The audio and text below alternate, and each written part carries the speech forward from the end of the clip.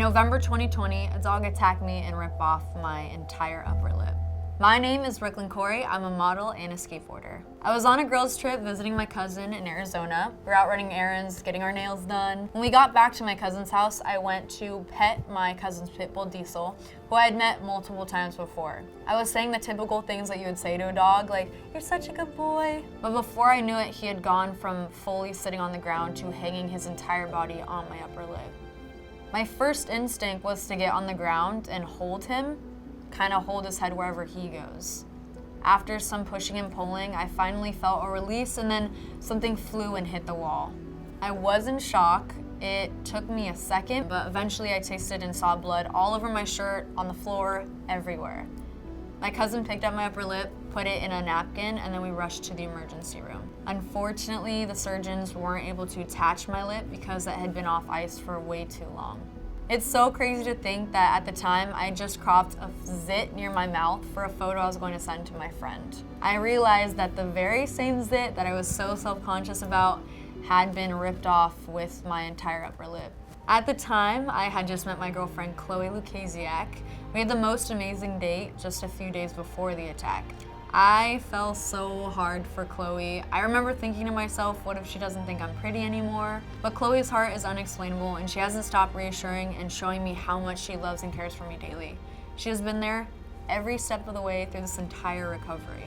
The first surgery since the attack was to sew all the open wounds up. Since then, I had had one reconstruction surgery, but there's so many more to go. It took me about a year to find the right doctor to reconstruct my upper lip, but he's the most caring and meticulous surgeon ever. It's a journey I've had to learn to be very patient with. One of the hardest parts about the attack was being alone in the hospital room because of COVID.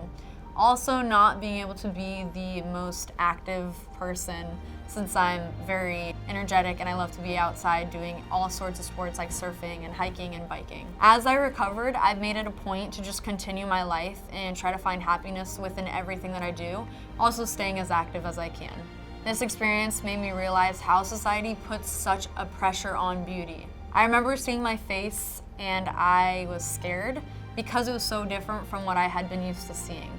But I decided it was time to love myself and this new version of me. I feel like people try to hide who they are on social media. Even with my skateboarding career, I always show clips of me falling because everything in life is a process. This attack has taught me to truly love myself inside and out, regardless of what people are saying. It's taught me that society puts such high standards on beauty, but in reality, everyone's beautiful in their own way. It's taught me patience with the way people have reacted towards my story. It's also taught me to love even when I didn't feel it from others. I will never take that for granted.